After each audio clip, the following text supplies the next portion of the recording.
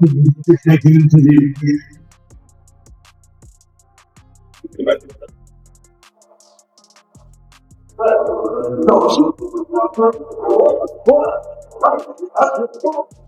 with a real boxer, a real world champion boxer, that the only other time he was in for the fans to get mad with that was against Fury's Tommy Fury, but it wasn't that level, obviously, and all the size things you just rightfully pointed out.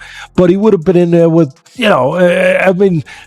All right, guys, let's kick this off, because what we're seeing right now is absolutely insane. Gervonta Tank Davis has stunned the boxing world with a body transformation no one saw coming. We're talking raw muscle, crazy conditioning, and a look that screams war ready. Known for explosive speed at 135 pounds, Tank is now stepping into completely new territory, a potential clash with Jake Paul, the YouTuber-turned prizefighter who's been shocking the combat sports scene for years. Fans can't believe it. Critics are losing their minds. The question is simple: can raw skill overcome raw size? Strap in, this is going to be wild. Yelling so much about him fighting someone like somebody your size. His next opponent is by far the most credentialed guy ever fought actively in his prime. There's one problem. He fights at 135 pounds. He fights at 135. So here's where things get intense. Tank Davis isn't just lifting weights, he's waging war on his limits. Heavy compound lifts, resistance training, explosive drills, sparring with heavyweights. This man is preparing like never before. He's mixing old school grit with modern athletic science. But make no mistake, this isn't some influencer camp. This is blood, sweat, and fury forged in the gym. Still, reality bites. Davis usually fights at 135 pounds. Jake Paul? Nearly 200. That's a mountain to climb, and every rep Tank does is an attempt to close that impossible gap. Mind over matter, baby. Yeah. This Santa Cruz I hit the Down on my own. Let it burn, baby. Let it burn. Mind over matter, son. Mind over matter. This is the blues I'm Ain't nobody doing no shit like this. Come Yes, in the it's a desert. final Nigga trying to stay away from the desert. He come in the desert. when the night is cold and low. Oh, Say like, camera, action. Like action. Cat. Come on, Tank. Come on, Tank. Come on, Tank. Come on, you said, get down there. Get down there. 10 seconds. This is the blues I'm playing. Don't think about it. Don't think about it. This is the final thing. Remember that gun on it? They got that gun on that tank. They go, ta. When the night is cold and low. He ain't gonna keep you here late at night. Good job. It's been hard being away from my daughter. She actually here, she sleep.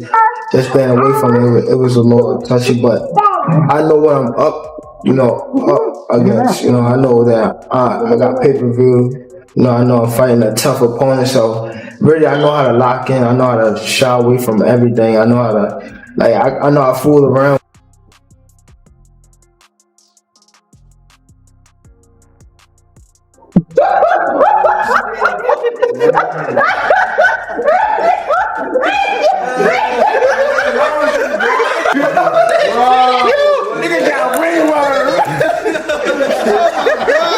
I said 10.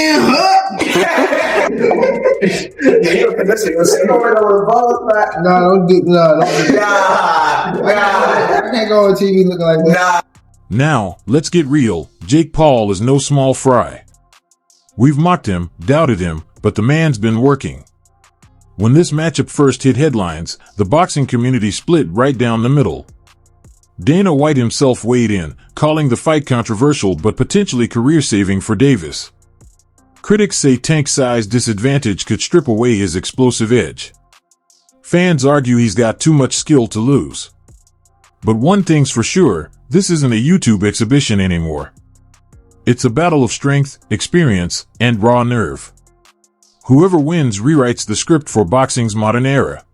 think Davis fight got moved to Miami. I think Jake wins. Jake's just so big, dude. I think Jake wins. This is different because it's similar. It's similar to Logan versus Mayweather, but Jake Paul now obviously is way more advanced than where Logan was at that moment in time. I mean, it's just fucking sick. I mean, yeah, no, but dude, Did Jake, you ever watch his highlights? Jake can crack, nasty, man. bro. He's so sick. I love that guy, bro. Tank is not the guy that knows how to sell a fight. Tank cannot sell a fight in his own division. You have the Paul brothers and they come over to boxing. Their idea from day one is we don't have the skills or the experience. What we're going to do is we'll take on the absolute best guys, but they're going to spot us some pounds. Tank has one job to do, that it doesn't make any difference, that boxing is a real sport. My skills versus your skills, of which I am an abundance of and of which you have none of. Tank is telling anybody that will listen that there's a size problem. My skills and my experience in boxing, I do not have to wonder who's in the bar tonight. Any bar I go to, I rule the bar. No, it turns out that you don't. Just need some big guy to corner you, apparently. Boxing has never stood its ground. Boxing has never been able to explain why Floyd needed a half hour to get rid of a guy who's never boxed before. Tank Davis has already began this. When you choose a dum-dum, don't be surprised when he... All right, this is where things start heating up. Gervonta's fighting spirit is being tested in ways we've never seen. Reports say he's been struggling, personally, mentally, physically. But now he's facing a massive opportunity, $200 million on the table, global spotlight, and a comeback that could silence every critic. Dana White says Jake's size gives him the edge. Mike Perry calls Tank's choice a cash grab. Everyone's talking, from Shakur Stevenson to Nate Diaz. The boxing world is torn between hype and heartbreak. Is this fight about legacy, or just a headline? Either way, Tank's back is against the ropes. Jake Paul to beat Gervonta Davis. This is not a fight that I'm excited for at all. I would rather have Gervonta Davis fighting in a real boxing match against the likes of Lamont Roach, Shakur Stevenson, Keyshawn Davis, Emmanuel Navarrete, anybody that is in the 135-pound division and around. That's where I want to see Gervonta Davis fight. However, we live in a world where everybody is trying to do things as big as possible. And the biggest fights possible right now, unfortunately for the sport of boxing, is an exhibition fight between Jake Paul and Gervonta Davis. So I do like it for this reason, though.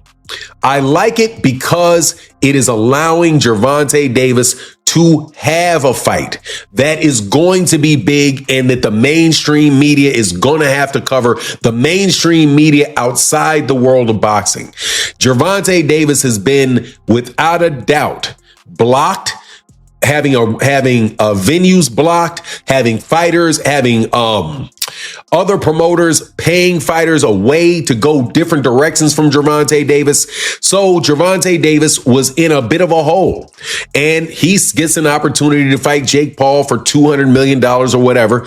I don't mind it at all. As long as Gervonta Davis comes back to the world of boxing after he gets done with this, hey man, you got your money, no worries. But you gotta love Dana White having the audacity to pick Jake Paul in this fight, and says something to the effect that, hey, he was talking to Logan Paul and said, hey, when you were fighting Floyd, you know, there was this, you're a gigantic guy, big size difference. There was a time when Floyd Mayweather Jr. hit, had an overhand right that landed flush on Jake Paul, on Logan. During the face-off, man, you could feel the tension. Jake Paul towering over Tank Davis, smirking, confident, massive. Tank, usually the alpha, looked off.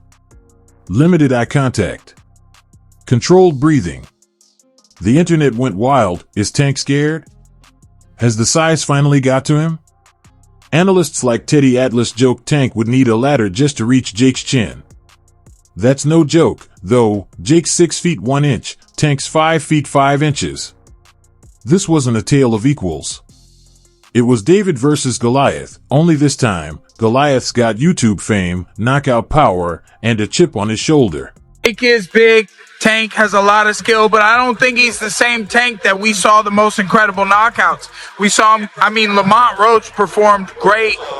They went to draw, and, you know, I just don't know. And Tank walked away. I don't know if he loves it enough to beat a guy who outweighs him by 80 to 100 pounds.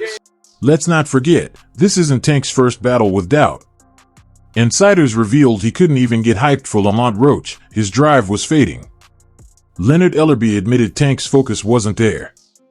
But facing Jake Paul, that lit a fire under him again. This isn't about belts anymore, it's about respect. It's about proving that boxing purity still means something. The sport has become a circus, and Tank's determined to remind everyone who the lions are. Jake's chasing fame. Tank's fighting for his legacy. Both men are walking into that ring with something to prove and nothing to lose. Tank looked very uncomfortable facing off. He just did. I've seen other face-off this Tank done. He gets in their face and they're intense and he looks good. He looked very meager up there. You've had 8 fights and you're going to go tangle with Tank Davis. And the story instantly comes out. Jake is so much bigger. There is such a compliment to Jake within that insult. It is meant to be an insult. It is meant to take away from a potentially glorious moment for Jake. But where the compliment comes is it means the public believes he's going to win. That's what it Alright, listen, Jake Paul might be a showman, but he's no fool. Every fight he takes is a business move. Every opponent is handpicked for maximum clout and minimum risk. From MMA veterans to undersized boxers, Jake knows how to control the narrative. But facing Gervonta? That's a different monster. Jake's height, his 195-pound power, his full-time training, it all adds up. But Tank's not here for show. His explosiveness, precision, and killer instinct could end things fast. The clash isn't just skill versus power, it's legacy versus strategy. And the world's watching every move. 15-10 to 17-20. Holy hell, Jake Paul versus Tank Davis is actually happening. Fans are split, fighters are shocked, and the internet's on fire. Tank's going broke, some say. Jake's picking on smaller men, others scream. But here's the truth, this is bigger than boxing. It's about pride, ego, and survival. Jake's calculated approach meets Tank's unfiltered aggression. They should also have like the size of the ring, the size of the glove, all that stuff. Particulars should be in the contract. But I would probably look for one thing that is not the common thing to have in a contract if I'm Tank. A ladder. A ladder. Can I get a ladder? Somebody? You know what I mean? Hey, look, if he hits him on the chin the way he can punch, Jake might be doing a dance. You know what I mean? Not voluntarily either. Well, but we'll get into that more later. The thing that I'm talking about right here is what you said. It was stark. The size difference was really, you couldn't ignore it. We understand the talent difference, the experience difference. We understand all of that.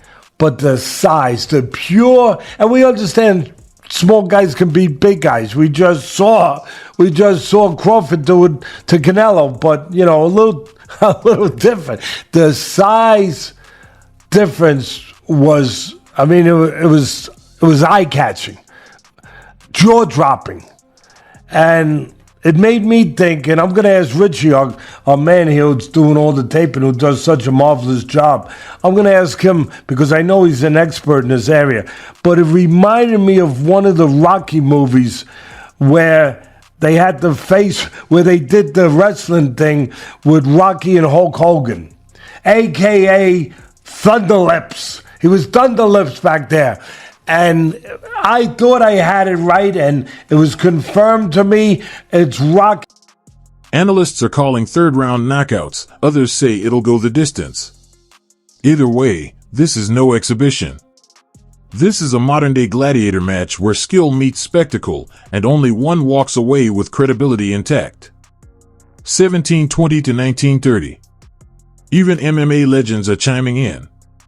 Nate Diaz brushed it off, calling the fight a money grab.